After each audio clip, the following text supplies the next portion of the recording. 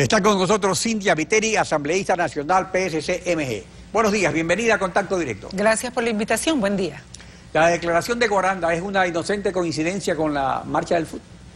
Bueno, no tiene nada que ver lo uno con lo otro en relación a coordinación, más sí en relación a que cada cual demanda que se respeten derechos que se creen vulnerados por el gobierno central.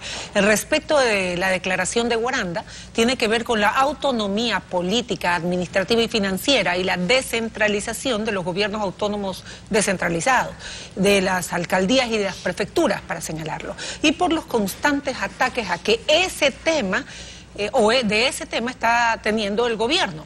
Por ejemplo, en relación a la plusvalía, en relación a insinuar que se deberían subir los impuestos prediales, en interferir en temas como la organización del uso de suelo en las ciudades, ahora en el tema que tiene que ver con la competencia del transporte público, en un momento crucial donde los transportistas le están pidiendo al gobierno que le suba la tarifa, el gobierno se quiere lavar las manos y quiere, pese a que la Constitución, la ley y una resolución del Consejo Nacional de Competencias hecho por ellos mismos lo determina, quiere pasarle la competencia sin cumplir los requisitos que ellos establecieron a los municipios en este momento. Ayer han señalado que ya le pasaron 30 millones a la alcaldía de Guayaquil respecto de tránsito para que cumpla con la fijación de las tarifas y esa competencia, pero no han cumplido con los demás requisitos. Tengo entendido, hasta donde sé, que el alcalde Jaime Nebot le va a devolver ese dinero porque no está completo. Ahí no está el subsidio que el gobierno paga a los transportistas por concepto de transporte, de tarifa de transporte de tránsito, por ejemplo. Ahora, pero sobre esta coyuntura de la declaración de Guaranda, la marcha del fútbol, el gobierno utiliza el argumento de la restauración de la derecha en las elecciones del 2017 para deslegitimar la marcha que se realiza hoy. Y al mismo tiempo se arma un gran barullo pues, por los puentes de San Borondón, el alza de los pasajes terrestres. Sin embargo, esta especie de ronroneos entre Correa y Nebot a veces parecen como cortinas de humo. Y usted señaló lo siguiente aquí en Contacto Directo hace algún tiempo, veamos. Porque discuten por una estatua, por un puente, en fin. Se sacan la lengua. En términos concretos, exacto, se sacan la lengua, usted lo dice.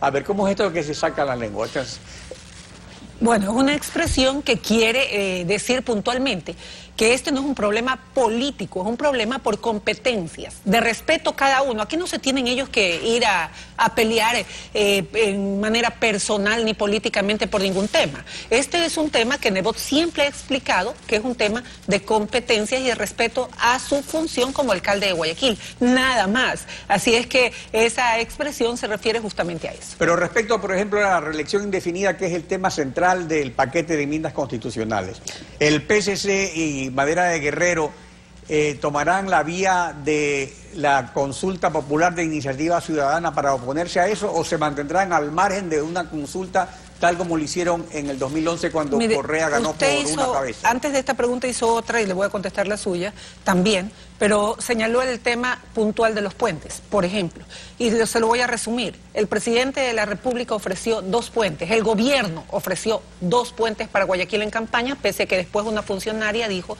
que eso eran solo ofrecimientos de campaña, es decir, que le mentían a la gente en campaña para poder ganar. Pero el presidente está diciendo, ahí le doy el estudio que cuesta $1 millón, cójanlo. Sí, pero de un puente que cuesta 143 millones, mientras que el que va a ser Guayaquil cuesta 70 millones nada más, y el otro cuesta 40, es decir, que Guayaquil hace 2 puentes por 110 millones y el gobierno pretende obligarnos a coger un estudio que le costó ya gastado $1 millón por 143 millones un solo puente. El que no cumple es él, el que se la quiere sacar, entre comillas. Por eso, el asunto en la enmienda nosotros somos absolutamente claros. Esto no es una enmienda, esto es una reforma constitucional. Y si es reforma debe ir a consulta. No debe hacerse a través de la Asamblea, ya lo hemos dicho no una, reiteradas ocasiones. Y ojalá que si se hace una consulta no sea un boomerang para la persona que la está promoviendo. Hay que hacer una consulta específica, definitiva, con una sola pregunta. ¿Quiere usted o no que las autoridades de todas las autoridades de elección popular se reelijan indefinidamente? Esa es la pregunta que se debe hacer. Pero si empiezan a poner que el dólar, que las cocinas, que todo, la consulta va a ser un fracaso. Una sola pregunta: ¿los ecuatorianos quieren la reelección indefinida, sí o no? Esa debería ser la consulta popular.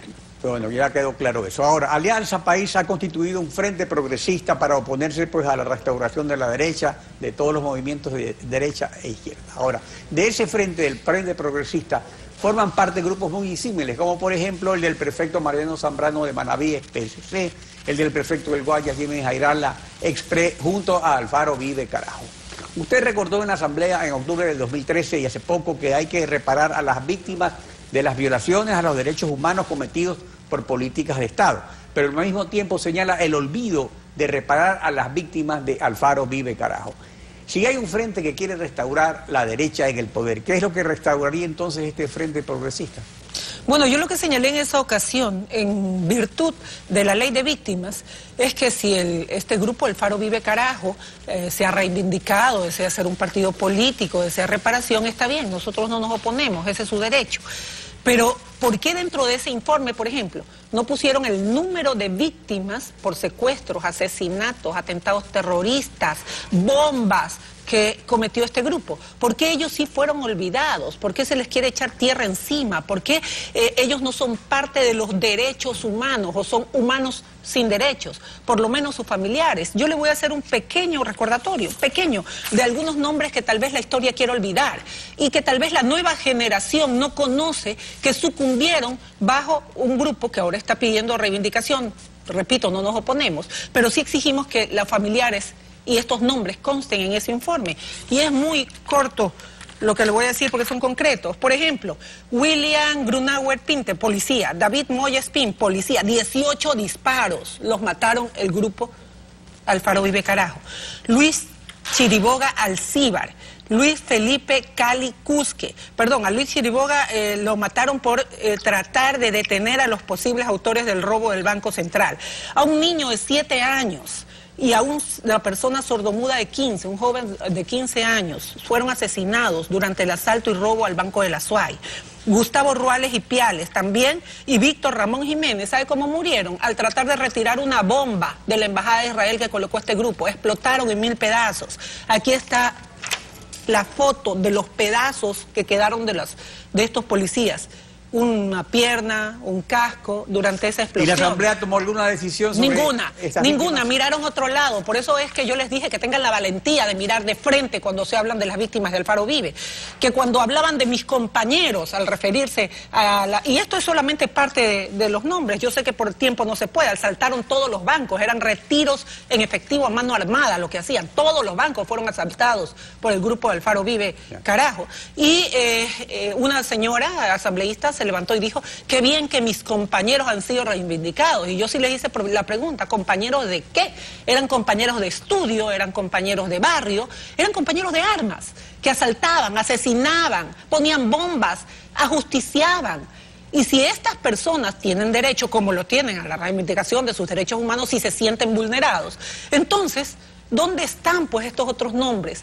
¿O piensan que la arena y el olvido y el viento va a caer sobre ellos? ¿Por qué no tienen un puestito los familiares de ellos dentro del gobierno central, por ejemplo, o reciben indemnización? Que en cuanto a reparación de víctimas, haya igual trato para las víctimas. No estamos hablando de hablando de los actores, estamos hablando de igual trato para las víctimas. Por eso lo dije al principio, derecho tienen, si es que se consideran afectados, de estar en el informe. Derecho tienen de reivindicación, derecho tienen de formar su partido político. Pero no hay que olvidarse, hay que olvidarse del resto de las personas que también son víctimas. Gracias por acompañarnos hoy en Contacto Directo. Concluimos.